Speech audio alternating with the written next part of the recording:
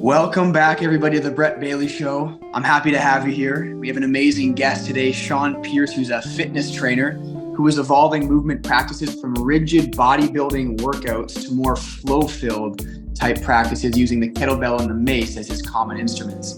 I'm a huge proponent of finding new ways to move. I was in the bodybuilding space for a little while, was going for PRs and shit like that. And then just for me, yoga had been my practice that I had really gravitated towards, and it changed my life and changed my relationship with my body. And so I'm very excited to have Sean here because we're going to talk about fitness, but we're also going to talk about spirituality and emotional work and men's work. So you guys are in for an absolute treat today. So stick around. Sean, thank you for coming on the show. Thanks for having me. I love how you put all of that beautiful way of articulating what people do. So thank you for saying that. Beautiful. Well, let's start with your story. And I mean, by the way, for everyone who all the men out there who Sean's evolving from rigid bodybuilding to more flow filled, and you might think, well, I want to gain muscle. I don't want to, go into flowy, girly practices. Bro, Sean is ripped. All right. Motherfucker's got muscle on him. So don't think that when you're going to flow filled stuff that you start to lose muscles. So Sean, if you wouldn't mind just sharing your journey in fitness and what you do. I love being able to retell this because it's different every time. So let's start right now, and then I'll jump back. And so right now I find myself in this interesting subsection within fitness, or movement, I think, is a broader term that encapsulates fitness. Yeah. And I find myself in these uncommon arts using uncommon tools like the kettlebell. If people are watching on video, kettlebells, and the mace, which is right here. So the mace is a stick with a ball on the end, just like you would see in ancient Persia, people swinging weapons. That's a mace. And I am currently fascinated in this sense of being able to find flow with these tools. These tools allow for a lot of skill, a lot of expression. There's a lot of ways, because of the nature of how these guys move, they swing, they create circles. There's a lot of ways that we can manipulate them. Some people say that's functional fitness somewhat entails, is this mass range of movements that are now available, but it takes a lot of skill. And so it's a skill emphasized sub-niche within fitness. And so I'm a coach. I coach online. I coach a little less in person, although that's building as I've shifted from online to wanting to build more local community. But I have clients from different places around the world who are interested in learning how to juggle a kettlebell, how to flow with the kettlebell. My people who are interested in mace work as well. There's a type of person that I find is attracted to these types of arts. Maybe we can touch on that in a little bit. Yeah. I want to jump back and talk about my fitness journey. So ever since I was super young, I wanted to be a pro soccer player, pro football player. Oh shit. Soccer, really? Yeah, soccer. All my life. So probably 6 years old to 6 years ago. Got it. There was, and I'm 24, so that was up until like 18, 19. Yeah. And it was full pursuit for soccer. That was the aim. The mission was to become pro and play in big stadiums. I learned a lot. I learned there's a bunch of characteristics and beautiful traits I learned through that process of committing myself to a single goal and improving every day and working and staying disciplined at the thing that I wanted to see myself prosper in.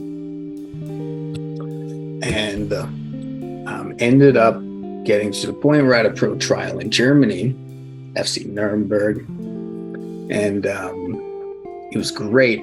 But at the same time, I was starting to shift out of that phase that it felt like. This is something I'm touching on deeply with my somatic therapist, is this interesting transition point where I've trained my whole life up to this point. I get the pro trial, and then I want nothing to do with soccer anymore. Like I want to switch gears and do something else. So I shifted out. Part of that was also I had other interests. I feel like I was being a little too confined within the singular pursuit, and I was looking at all these other areas of my life that I was knowing I would have to I wouldn't have the time to pursue anything else. Was it difficult for you to go from the soccer player identity to letting go of that soccer playing Sean and going into a new reality, a new identity? I think there was excitement. At the time I was interested in psychology, so I went to college for psychology just for a year. So it was part excitement. I think there's also a lot of suppression of that identity that even now I'm like unraveling, because my identity was I'm a pro soccer player. I get it. I am an athlete. I am this. Yep. Yeah. And so breaking that mold, it was challenging. It was also liberating. I see that theme go out through my life. In the fitness sense, I learned a lot of athletic movements. I was in Olympic weightlifting. I enjoyed a lot of plyometric explosive training. After that, I switched to more bodybuilding. I went through this interesting phase of like modeling. I still do a little modeling actually now. But it was all ego-centered modeling at the time. And I wanted to bodybuild and I wanted to look great. And so my fitness pursuit took on that lens for a little while. And then the athletic side always stuck around though. So I found kettlebells, and kettlebells was this beautiful tool that allowed me to continue to feel that athletic explosiveness and ballisticness. And I enjoyed that. I also started falling in love with like movements that were challenging. I like things that I could work on and see grow. So I started getting into calisthenics. I went through hand balancing. I did a lot of crazy flips. I have a background in like tricking, and so I can whip out all these super cool flips, which in high school was like my bread and butter for getting attention. Got it, yeah, of course, for sure. And then I found myself in much later on going through, all these different disciplines and sort of gathering this collection of cool repertoire, of this very cool eclectic repertoire. I got into a bit of yoga, and I think that perhaps was a bit of a catalyst for getting into this more yin approach for fitness, this more working in as opposed to consistently working out. I'm actually cultivating energy in my practice, not just using it as a stress release or like getting stuff out. And that's something I find really interesting we can touch on as well. So working in versus working out. And I got interested in this discipline called movement flow. It's created by this guy. He was out of Vancouver, and he was a ground-based sort of like soft acrobatic system. There's a lot of like these movements on the floor rolling, and I realized how stiff my body was. I realized how even though I looked good, I didn't move good. And being able to move good transfers over to feeling good in your body. Now, they can also be the same. So being able to move good usually means you look good as well. And look good is also very relative. I'm not jacked like a bodybuilder jacked, but I just like the way I look. And more importantly, I'm proud of the way I look because it allows me to do the things I love to do. For sure. I hear you on that. Which by the way, I can imagine that right there has been a huge journey for you to be satisfied with what your body image is. Because if you were in the modeling space for ego reasons, I know what that's like. I mean, you don't know this about me, Sean, yet, but when I was 16 years old, I had an eating disorder. I had bulimia. And I was a chubby kid when I was 12 years old, and I was bullied a little bit, and I bullied myself more than anybody else. I was always so hard on myself for what my body looked like. And so I know what it's like to look in the mirror and to have other people say, Brett, you look really good. Like, wow. And for me to actually look in the mirror and not like what I see. You know? Yeah. You want to touch on your journey of your body image, because you're someone who's, you know, I'm sure has had a similar experience where you're really in shape. I mean, the models are the most insecure people in the world. I'm not saying this is you, but models, because they know all the little things where they could be, but they aren't. And so it's that perception that creates the feeling of like, fuck, I'm not enough, I'm inadequate. What was that journey like for you? Yeah, I love that. First a quote comes to mind. I can't remember who said it. I'm not who I think I am. I'm not who you think I am. I am who I think you think I am. Yeah. And so everything does stem from your own projection of beliefs. Body image has been really interesting. The less I have known myself and what I really value, what truly makes me unique, like building that relationship with myself to be able to discern what's important and not. So the less I have that self-knowing, the more inevitably I put myself up for comparison with other people. And so when I was going through this interesting phase after soccer, because with soccer, with that pursuit, again, it's sort of like my body just needs to look the way it does to be able to play the game really well. More of those comparative metrics would have been how I performed. Yep. And then let's say afterwards, where I was in this modeling phase and this short stints of bodybuilding, there was more of a comparative compulsion that drove me to build aesthetics for the sake of stemming from this void of not feeling enough, not feeling adequate in my own body.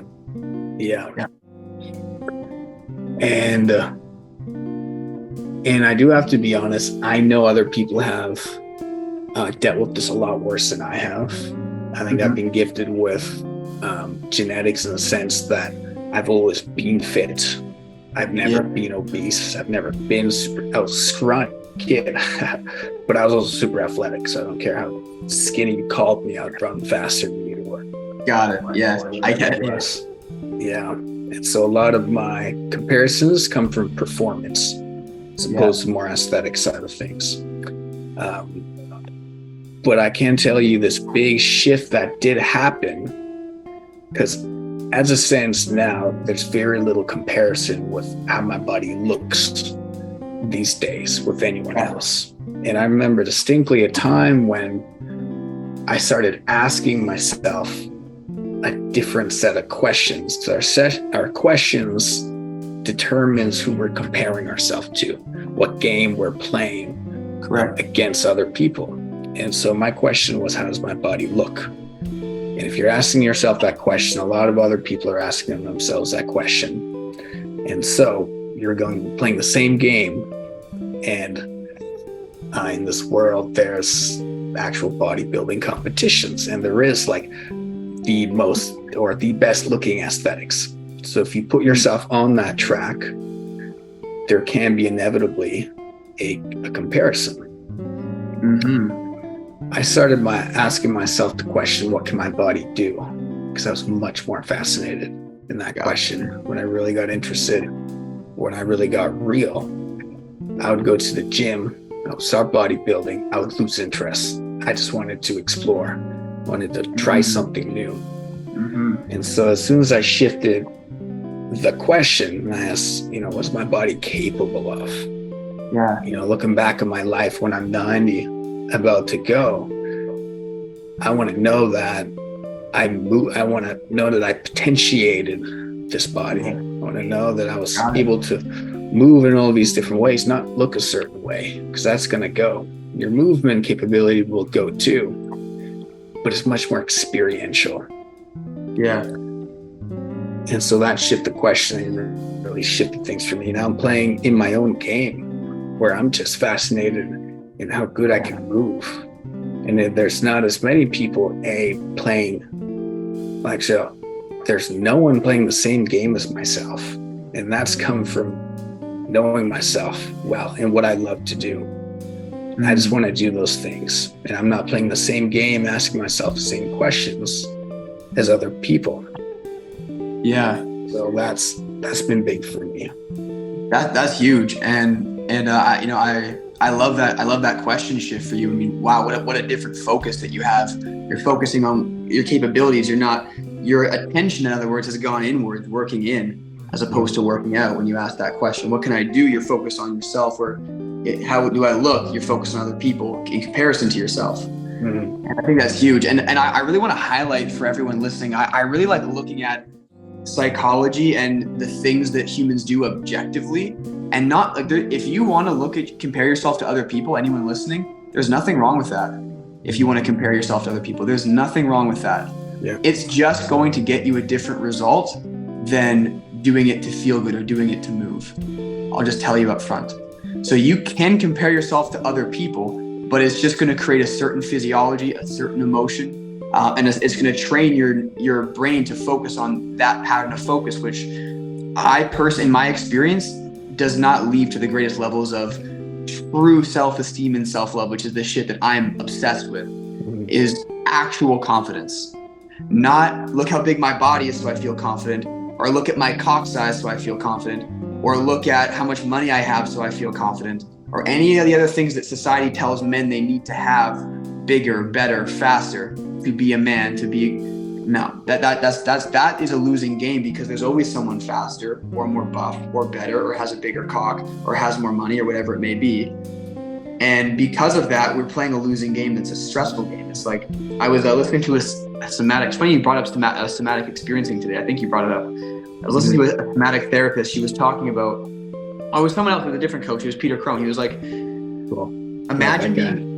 Yeah, he's great. He's great. He brings a great humor into coaching. Yeah. He's extremely intelligent too in his linguistic ability. I really resonate with him. But he was talking to Aubrey Marcus's wife. I can't remember her name, Violana, about chasing this image of perfection, and she could just never hit this image of perfection. And he referenced it to it's like you're being a gazelle, and imagine being a gazelle, and there's always a lion chasing you. And you never actually escape from the lion chasing you. Right. Like, can you just like feel the stress of that? When I heard that, I was like, I feel that in my body when I just hear that. It's like there's a standard. We can never quite be enough. We're always a little bit stressed, a little anxious. We're not quite there. And that's a recipe for burnout. And yeah, I'm curious. I want to bring us into men's work a little bit now, and the collective culture around masculinity. Have you been a part of men's gathering, conscious men's gatherings? Have you been in this space? What's been your experience as well? I'm really curious, Sean, growing up for you, what your relationships with men were like. I played tons of sports as well. You were soccer. I know that in those environments, the relationship between men, it really shapes how we treat the masculine, how we see ourselves. And I'd be really, really fascinated to know what your experience has been. Yeah, I love that. To touch on the first part of your inquiry, I've been fortunate to be a part of men's groups, programs online, one in particular run by a man named Deus. It's called the Impeccable Men's Masterclass. Incredible. I believe it was 6 weeks, and it was all daily videos on just simply how to tune into yourself, how to witness yourself and everything that comes with that, and then how to intentionally create a life you choose, unhindered from belief systems, patterns, etc. Love that. Growing up, first thing that came to mind as I think back, in particular in these forming years of starting soccer, a lot of people I related with, most men, older men I related with, were in the form of coaches. Yeah, primarily just coaches. Did you have a father figure present in your household? I did. You did. And was he, so he was there physically, and was he there emotionally as well during your childhood? Not as much. My mother was also there. I've got two beautiful parents. Beautiful. And yeah, my dad was similar to his dad, as it always goes. Yeah. And he's like this classical, pragmatic, very very practical, very to the point, very professional in that. Very left brain. Left brain, analytical. Yeah. Yeah, right brain is creative, emotional. For anyone listening that wants to remember that and sound smart at a dinner party, just think left logical. Left logical. That's it. Because every time I go through, I'm never going to forget that now. Yeah. So just your classic, like, I don't know, 70s man. Yeah. My mom was much more emotionally available. And to this day, we still share a lot of interests, music. We have a tight relationship. And my coaches took on a very similar traits to, I guess, my dad in that sense. There was being born and raised Catholic. So my parents were both very religious. We went to mass every week for years up until I was like 18, 19. Part of it I did enjoy. It was the opportunity to bring the family together. I'm also one of nine siblings. Shut the fuck up. Yeah, 9 siblings? How nine. many brothers, how many sisters? I have, think about it, 5 brothers, 3 sisters. All from the same parents? Same parents. Wow. What's the age gap between the youngest and oldest? So 2 years between each, and then my oldest is 34 now, and the youngest is 13. So, wow, so incredible. What a cool story. In today's day and age, it's more common, rare. Grandparents, but wow, pretty unique. Yeah. I still to this day have a lot of respect. I don't know how my parents figured it out financially, living in Canada over on this side, and they did a beautiful job. And a lot of why that worked was the religious side. So there's a lot of beautiful stuff that did come up.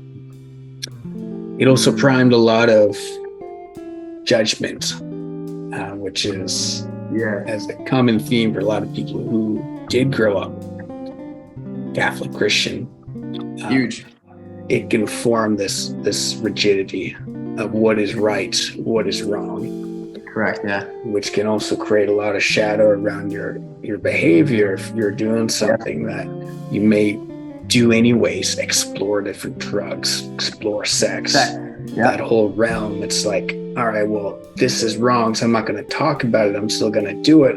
Instead, I'm just going to keep it in the shadows, and I'm going to create this guilt. And so that's something that I've also unraveled with my partner, or a lot actually. My current partner, Selena. She's been so beautiful at like being aware of the different ways. I'm also thinking about my behavior or habits as like there's like might be some guilt or shame. And her mind is just like, so that's been beautiful. Yeah. I always really quick. I heard this from Gabor Mate about his wife, but I found this to be super true for my partner. It's like she's my lie detector test. Yeah, nothing gets past her. She sees all my shit and does not hesitate to point it out. And sometimes I push up against that, but I love her for it because it helps me so much. Yeah. No, I completely agree with that. I think my partner has been, first off, she's incredibly intuitive. She'll catch what I'm feeling before I say it. Yes. And if something is off, she'll just sense it a mile away without even knowing what it is. And it's wonderful. I can't remember who said this either, but he's basically like, having a good woman in your life, a good partner, is the catalyst for becoming a great man, simply because they're going to see all your blind spots and bring stuff up to the surface that, in my experience, I'm unaware of to a large extent until it's been brought up time and time again. Sometimes the same but different situations. Yeah. Until such time that I'm like, that's the pattern, or that's what's happening. And it's always interesting where it stems from. We're off on a tangent. I can bring it back. No, it's great. This is the real shit. I'm enjoying this. Okay, great. I don't think there's too much to talk about with like the coaches and whatnot. Like my first experience with men. Did you ever have any did you ever have any push against coaches? Did you ever like wish that your dad was also there to coach or guide you in certain ways? Because frankly, Sean, when I hear 9 kids, I'm like, wow, it's incredible that they did that. And I don't care if you're super mom and super dad, there's no way every single one of your kids feels fully satiated with the amount of attention that they get because it's diverted between 9. There's just no way. And I'm curious to know if you crave some of that attention because you weren't getting it from your parents, not because they didn't love you, they obviously loved you, but because when you got 9 kids, you're only one human being, 2 human beings. Mm-hmm. Did you ever crave that from a coach or want that from a coach? Did that drive some of your desire to push yourself performance-wise to get that affirmation from your coach, the validation from your coach? 100%. Yeah, definitely. What I've been exploring a lot of is, yes, being one of 9 children, there was always this competition for attention in the family, for my mom, for my dad, and it's interesting. Part of your when they say your greatest gift lies with your deepest wound. Yes. This is true in particular in this context where as a kid, I remember but having to compete for love, attention, validation, etc. And so I would do all these creative things. Part of who I am is very explorative. As a kid, I did origami. And I would just spend hours on these little intricate little things. And then all of a sudden create this beautiful something or do really well in sports. Got it. And I'll sort of like present that to my parents and be like, look what I've done. What a good boy I am. At the same time, I got this message that you can't shine too bright because you'll outshine your siblings. And that also that's a tough conflict. Yeah, and he was unconscious, or it wasn't. It was more of a passive something that was felt as I was growing up. And so growing up, the thing that hurt me the most going through high school and elementary school was there being a show off. Like understood. Getting that hurt me because I just part of who I am. I want to shine. I want to explore. I want to play my hardest. Yes. And so getting that just like, I can't do that. And so there's these paradoxical messages that I was given where I needed to shine for attention, but I can't shine too bright because I'm going to outshine other people and I can't do that. Right. And so that's something I still feel to this day in little regards with what I do, where what I do is just like with the kettlebells, with the mace, it attracts a lot of attention. It is very shiny in that sense. It's very attractive. It's very impressive. Mm-hmm. And I've let loose of, the limitation of having to dim that shine, I believe, to a large degree, because I just realized that I love this. And I've also formed the belief that it's actually a help to other people and it's actually inspiring to other people. Mm-hmm. And I just want to reflect back to you really quick. When I saw your page, there was no part of me that was like, oh, fuck this guy. He clearly just wants a bunch of fucking attention. What a dick. I was like, fuck, look at those kettlebells. Like, this guy's fucking, swinging them around. Fuck yeah. Well, it's always good to rehear, I guess. But I know it comes from a place of genuine nature. of me just doing the things I love. And I want that energy to actually influence other people, not even necessarily what I do, but how I do it from the state in which it is done. Where were we? Coaches, I mean, even all around. These are the best conversations. Yeah, sure. I think I've definitely had an interesting relationship with coaches where I would get very down on myself when I had criticism. And I would crave that validation, like that thumbs up, that good job. And so there was fear. There's a lot of fear and not wanting to mess up. That I think inevitably drove me to inconsistent performances. I look back and this is something I want to dig into a little bit more because I find it so interesting.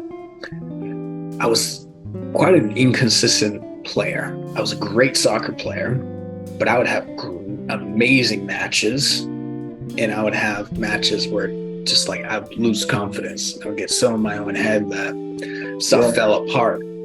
Yes. And a lot of the times I was sort of playing in between, but I tended to have these volatile ups and downs with performances. It was initially from that belief, that former belief of not wanting to, or just having this stark contrast of who I think I should be performing as, and who I shouldn't be on, let's say, the soccer pitch.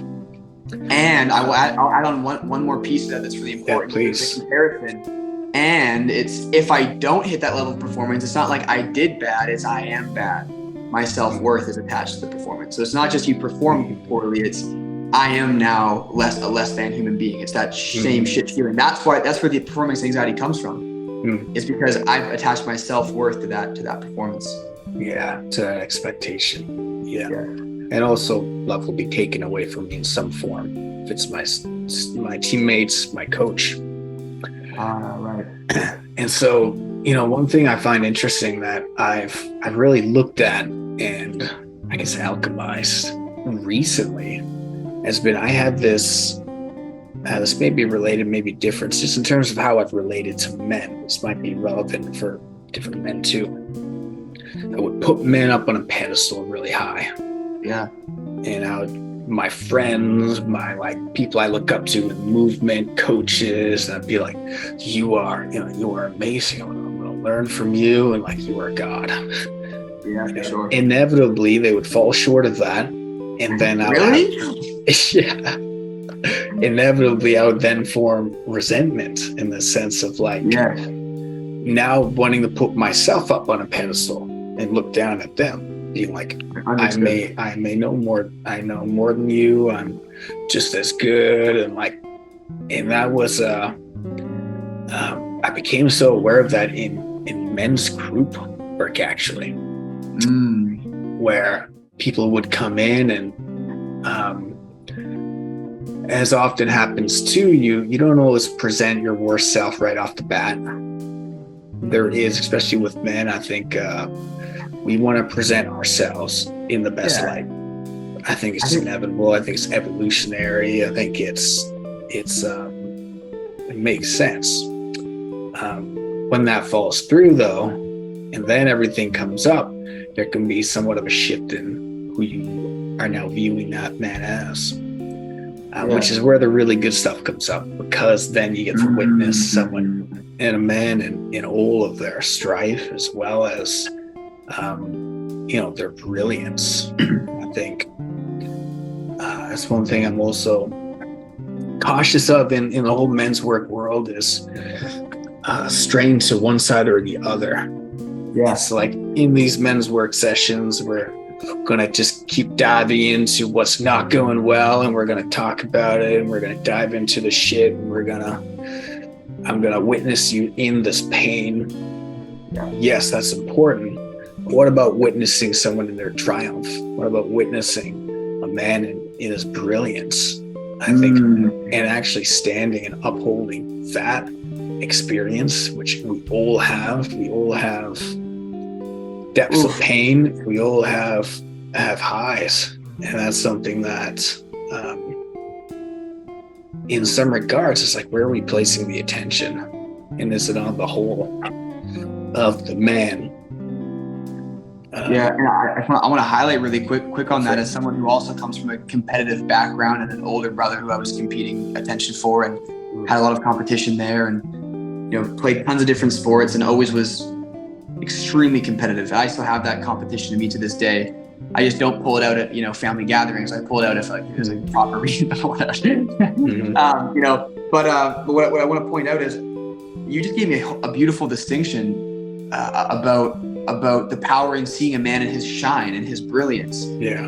Is that I especially when it's men, is when you come from a competitive background. When I've come from a competitive background, there isn't that. It's competition. It's like, I don't want you. I want to succeed. It's a scarcity mindset. It's a losing game. But when a man can see me in my shine, all of a sudden, my nervous system starts to understand it's okay for me to shine. I'm not going to get punished for shining. No man is going to come after me and try to rip me down for shining. It's good to shine. It starts to retrain that belief, because when you're constantly competing and trying to perform, there isn't that same belief that's there. It's not a positive experience to be seen as in shining. Does that resonate with you? 100%. Thinking about upper limits, Gay Hendricks wrote this book called The Big Leap, and he outlined this concept called the upper limit, where we will, this is something I've resonated with a lot throughout my life, where I would have these highs.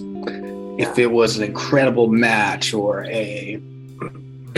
or an experience, or a time where I pushed past resistance and experienced this just new level, new floor of feeling ecstatic, I would inevitably try and self-sabotage afterwards, because it's like this window of tolerance. I would venture sometimes too far outside into these ecstatic experiences, and my nervous system hadn't quite caught up to that, so it needed in a sense rebound, and so inevitably I would old beliefs of self-sabotage would come up, and I would bring myself down, and so that's been, instead of living a little more steady and actually inviting in the highs and lows, I think when we try and attach ourselves to those highs in particular and really shining, inevitably, if our innermost core belief system isn't actually congruent with playing at that high all the time, we're going to find a way to self-sabotage back to somewhat of an even ground. Correct. Remember why that came up in context, but there we go. I can't remember exactly either, but I do want to, as crazy as this is, we're going to start winding down the podcast now, because we've been going for a bit. We didn't even get through your entire story. Which is hilarious. But I do feel like we added a lot of value here. We talked about some real shit that there's no way it's just you and me that have been through this shit, or you've been through this shit. The guys are listening. I know they got value. I do want to ask you one or two more questions. If you could give me some quick, 1 to 2 minute answers, because you are a fitness guy, and I know that I'm going to be advertising this as partly fitness, and I want to make sure I deliver on my promises when I advertise for this. Fair enough. Hit me. So for a guy who is wanting to develop into a body like you have, that has the big shoulders, he wants to build muscle, but he doesn't want to go the bodybuilding route necessarily, can you give us some principles around nutrition and around movement, and potentially around sleep or quiet time or anything else that you do that you believe contributes to creating that body strength and mobility and image, for a guy who wants to take his game to the next level? I feel I could give you some tactical things, but I sort of want to stick with a main theme. If you want big shoulders, you want a certain aesthetic, do the things that require that body, that state. So for example, I have wide shoulders, a very built upper body, which I love, and great posture. And I have that because I swing a mace. Yeah. My body needs to adapt itself to perform the thing that I want to perform. So inevitably, if I want to swing heavier with the mace, and all this would make a lot more sense if people checked out my Instagram or videos. It will make a lot more sense. Yeah, if get a visual of what I'm talking about. They're just completely fucked right now. Yeah, exactly. If you're watching the video, this thing right here, my aesthetics have come from wanting to feel a certain way. I love to feel fucking solid and strong in my upper body. I actually value the state of being collected and then also rooted from the ground. Mm-hmm. And so the tools I use, the mace and the kettlebell, they help me actually literally evolve that myself into that state,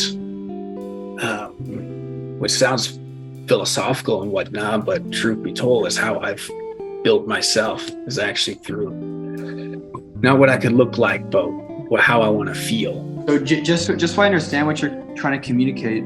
So for me, I want to build the skill of speaking. This is true for me. I desire to become a very good speaker. And so I film videos and I do podcasts and I coach people. And by doing those things, I will learn how to communicate better. Is that kind of what you're saying with working out? Like, I want a good posture, but I want to be able to have the muscle to hold it up. So I'm going to swing the mace because by caring about valuing the performance of my mace swing, I'm going to build the posture that I want in doing so. Yeah, exactly. I could give a whole rundown on why that is. I mean, real quick, the mace, 360 swing. That mace is swinging in 360 degrees around the body. So inevitably, you're going to have to be pretty fucking solid and anchored to be able to keep yourself balanced. You're also going to work on incredible shoulder mobility because you're being pulled behind and your shoulders being utilized in a full range of motion. It's hard to talk about this without showing you, so I hope people are watching or getting a visual.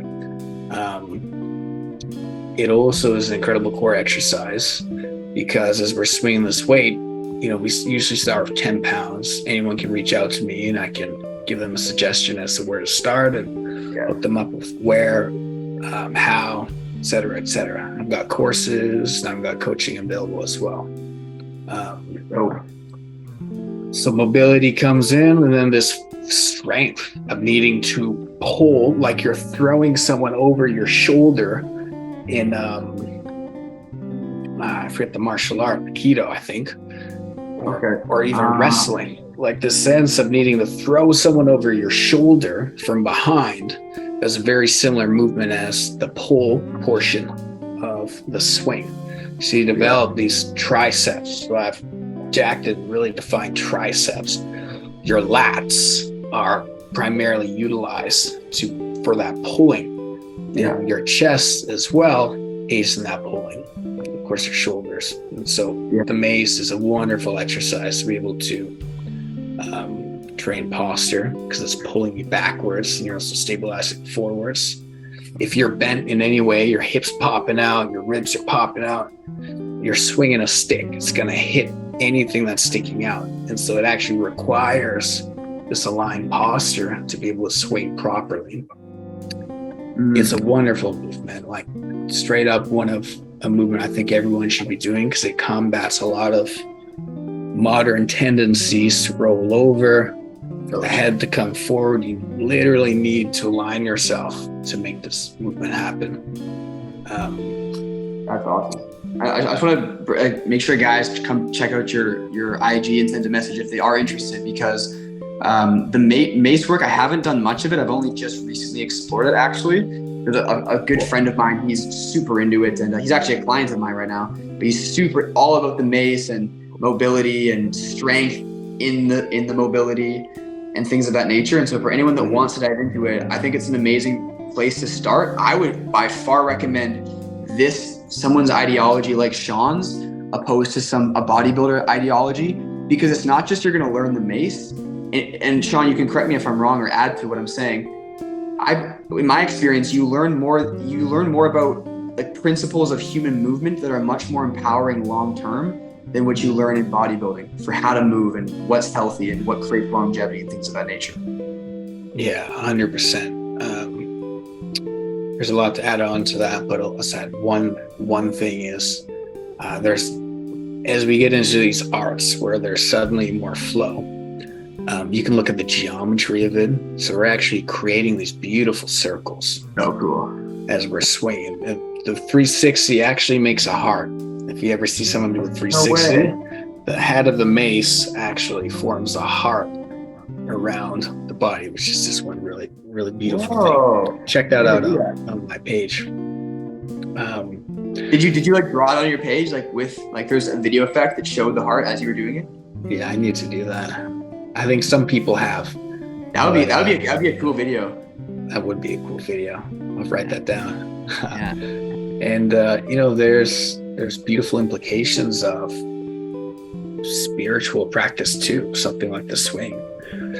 It's pretty scary to swing a heavy weight behind your head into a place where you can't see it. It's literally the unknown. And so what you see is people will tense the fuck up. They'll rely on full strength and tension to make sure that mace gets out. And it's actually a process of learning how to relax and trust in our deeper anchor, which is in this case our core, our lats. But it's this incredible process. I've seen people break down crying because a client of mine as a child was hit consistently behind the head by her father. And this movement started to form a relationship with that sense of something being able to come behind the head and back out. It's beautiful. And people just learn how to relax, how to let go and trust in themselves to venture into the unknown and come out alive. And so there's all these beautiful things. I mean, that's just one movement with the mace. There's hundreds. And hundreds, wow. It's deep. The mace goes back thousands of years. It's been used in war, and it's been used for training for war. And a lot of people have theories on it's genetic. You put a mace in someone's hands, and sometimes people are like, I feel like I felt this. Like I've felt this before. It feels that sort of like primal in a connection with the body. And you can get ripped from it too. You can get jacked from using a light mace as well as a heavy mace. Definitely. It's a lot harder than watching a guy like you or someone else. It's a lot harder than it looks, I found.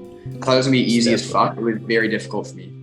Yeah, it is difficult. That's why we started everyone with 10 pounds, no heavier, or else you could hurt yourself. Yeah. Well, we'll end here, Sean. So for anyone that wants to get in contact with you for a question, a course, maybe coaching, what's your Instagram? I'll have a link below. Is there a website you'd like to direct people to if they want to get in contact with you? He's in Victoria, Vancouver Island, by the way, for anyone, any of my followers in Canada that are heading out that way. I do workshops in Vancouver monthly usually, and doing more local stuff too, trying to build up the community in Vancouver.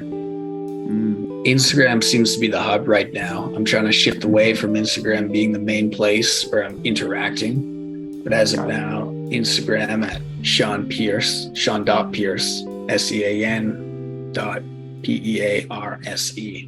Sean.Pearse.